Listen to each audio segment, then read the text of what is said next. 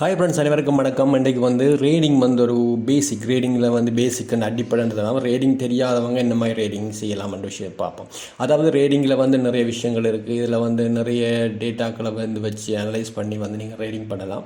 அதை பிறகு வார வீடியோவில் பார்ப்போம். அது இல்லாமல் பேசிக்காக ஒரு உங்களுக்கு தெரிஞ்ச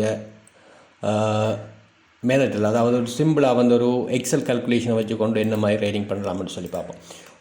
உங்கள்கிட்ட ஒரு $100 உங்கள்கிட்ட இருக்குது. அதை வச்சு நம்ம ரேட் பண்ண போகிறோம்னு சொல்லி நினச்சிக்கொள்ளுங்க. இந்த $100 நீங்கள் ரெண்டாக பிரிச்சுக்கொள்ளுங்க. ஒன்று $50 அந்த $50க்கு நீங்கள் என்ன ஃபேராக ரேடிங் பண்ண போகிறீங்க. லிங்காக இருக்கலாம், சொலானாவாக இருக்கலாம், அல்லது XRPயாக இருக்கலாம், TR ட்ரான், எந்த கரண்ட் இதாக கூட இருக்கலாம், ஃபேராக கூட இருக்கலாம்.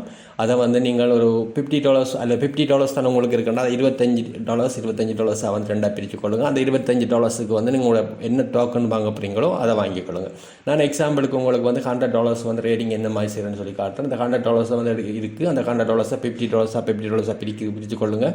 அந்த $50 எடுத்துக்கொண்டு நீங்கள் என்ன செய்யுங்கன்னு சொல்லி சொன்னால், இந்த முதல் $50க்கும் நீங்கள் இந்த லிங்க் என்ற டோக்கன், அதாவது லிங்க் என்ற ஃபேரை நீங்கள் செலக்ட் பண்ணிட்டீங்கன்னா $50க்கு நீங்கள் வாங்குறீங்க. அந்த 50ஐயும் 5 டிரான்சாக்ஷனாக பிரித்து என்ன செய்யுங்கள்னு சொல்லி சொன்னால், இந்த இதே மாதிரி உங்களோட அந்த இதில் பார்த்தீங்கன்னா தெரியும், கிராஃபில் என்னக்கு எந்த லெவலில் பையிங் ரேட் போயிருக்கு, என்ன லெவலில் செல்லிங் ரேட் ஆகிருக்கு, மேக்ஸிமம் லெவல் எவ்வளவுக்கு போயிருக்குன்ற தீர்மானித்து கொண்டு அதை வச்சுக்கொண்டு நீங்கள் என்ன செய்யுங்கள் என்றால், இந்த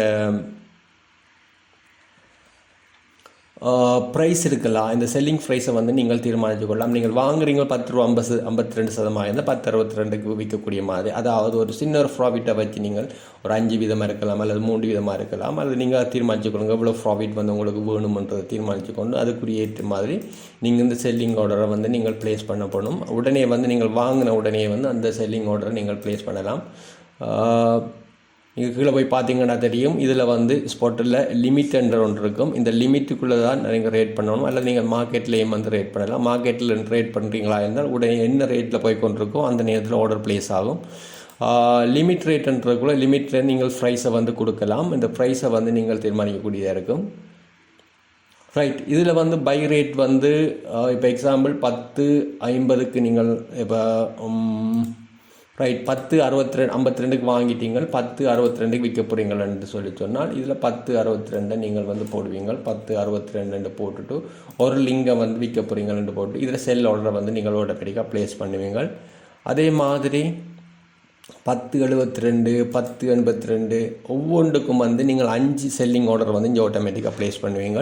அதே நேரம் இந்த அடிஷ்னலாக வச்ச $50 கொண்டு என்ன செய்வீங்கள், இந்த ப்ரைஸில், அதாவது நீங்கள் ஏற்கனவே வாங்கின ப்ரைஸை விட லோ ப்ரைஸுக்கு நீங்கள் பையிங் ஆர்டரை நீங்கள் ப்ளேஸ் பண்ண வேணும். இதில் 10.52க்கு வாங்கியிருக்கிறோம்னு சொல்லிச்சுனால் 10.42க்கு முதலாவது ஆர்டரை நீங்கள் ப்ளேஸ் பண்ணுவீங்க.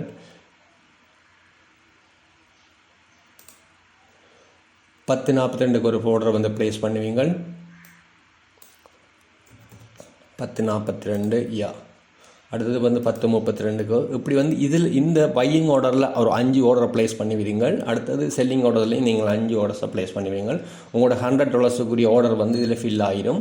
இப்போ என்ன நடக்கும் என்று சொல்லிச்சுனால், உங்களுடைய ஆர்டர்ஸ்கள் ஒவ்வொரு, அதாவது இந்த மட்டங்கள், அதாவது நம்ம என்ன எக்ஸ்பெக்ட் பண்ணுறோம், இந்த லெவலில் சேல்ஸ் ஆகணும்னு சொல்லி தீர்மானிக்கிறோம்னா அந்த லெவலில் ஆர்டருக்கு உங்களுக்கு ஃபில் ஆகும். சரிதானே?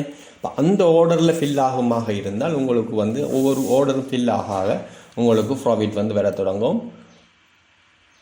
அடுத்தது இந்த ஆர்டர்கள் ஃபில் ஆகி முடிஞ்சால் உங்களுக்கு இதுக்குரிய USDT உங்களுக்கு கிடைச்சிடும். அதை கொண்டு திரும்ப நீங்கள் இந்த என்ன ப்ரைஸில் நீங்கள் திரும்ப பையிங் ப்ரைஸ், இப்போ எக்ஸாம்பிள் 10.52க்கு வாங்கினீங்க, 10.62க்கு வைத்துட்டீங்கன்னா திரும்ப அதே காசை கொண்டு நீங்கள் 10.52க்கு நீங்கள் ப்ளேஸ் பண்ணலாம்.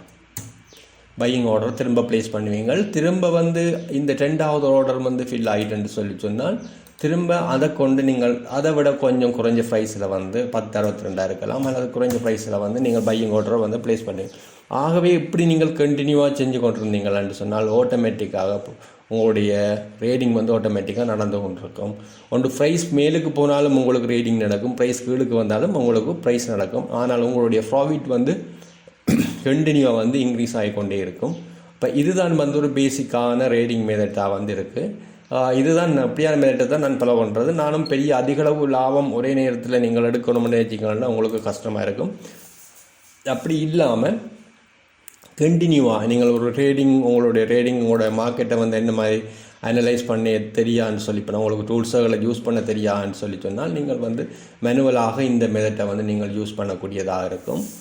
அதில் பார்த்தீங்கன்னா தெரியும் ஸ்பாட் இருக்கும். அந்த ஸ்பாட் ட்ரேடிங்கை தான் நான் சொல்கிறேன். ஏன்னா மற்றதில் நீங்கள் வந்து ஆரம்பத்தில் வந்து மற்ற ட்ரேடிங்களுக்கு நீங்கள் போவீங்களா, இந்த ஃபியூச்சர் ட்ரேடிங்காக இருக்கலாம் அல்லது மார்ஜின் ட்ரேடிங்காக இருக்கலாம். அது உங்களுக்கு பெரிய ஒரு லொஸ்ட்டை வந்து சில கொடுக்கக்கூடியதாக இருக்கும். நீங்கள் ட்ரேடிங்கில் கொஞ்சம் காலம் நீங்கள் ட்ரேடிங் பண்ணி அதில் எக்ஸ்பர்ட் ஆகி இருப்பீங்களான்னு சொன்னால் அதுக்கு பிறகு நீங்கள் ஃபியூச்சர் ட்ரேடிங்க்கு போகக்கூடியதாக இருக்கும். அடுத்தது வந்து என்ன விஷயம்னு சொன்னால் மிக முக்கியமான விஷயம், சில பேர் வந்து ட்ரேடிங் பண்ணி தாரம் நீங்கள் காசு தாங்க, உங்களுடைய நீங்கள் $100 தந்தால் நாங்கள் $200 தருப்போம் நாங்கள்ன்ற விஷயங்களில் நீங்கள் இன்வெஸ்ட் பண்ணிடாதீங்க. அது உங்களை வந்து ஏமாற்றுறதுக்கு அவங்க செய்கிற ஸ்ட்ராட்டஜியாக இருக்கலாம். அப்படியா உழைக்கக்கூடியவங்களான்னு சொல்லிச்சினால் அவங்க நேரடியாக அவங்களோட மணியை போட்டு உழைச்சி கொள்ளலாம். அவங்களிடம் காசு கேட்குறாங்களா இருந்தால் அவங்களை ஏமாற்று ஆக்களாக தான் இருப்பாங்க. ஆகவே மிக அவதானமாக இருக்கணும் கிரிப்டோ ட்ரேடிங்கில். யாரையும் நம்பி உங்களோட காசுகளை வந்து நீங்கள் கொடுக்க வேணாம் ஃப்ரெண்ட்ஸ். அதான் மிக முக்கியமான விஷயம். அடுத்தது இதுதான் எப்படியான மெத்தட்டில் நீங்கள் வந்து ட்ரேடிங் பண்ணக்கூடிய இருக்கும். இது வந்து ஒரு சிம்பிளான மெத்தட். நீங்கள் எப்படியான ஒரு ட்ரேடிங் மெத்தட்டை கொஞ்சம் கண்டினியூவாக வச்சு உங்களுக்கு வந்து என்ன மாதிரி ட்ரேடிங் பண்ணுறது, கிராஃபை வச்சு கொண்டு என்ன மாதிரி ட்ரேடிங் பண்ணுறது என்ற விஷயங்கள் வந்து பார்க்கக்கூடியதாக இருக்கும். நான் அதை அடுத்தடுத்த வார வீடியோவில் கொஞ்சம் சின்ன பேசிக்கில் வந்து உங்களுக்கு தரக்கூடியதாக இருக்கும்னு நினைக்கிறேன். ஓகே ஃப்ரெண்ட்ஸ், நன்றி. இன்னும் அடுத்த வீடியோ சந்திப்போம். வணக்கம்.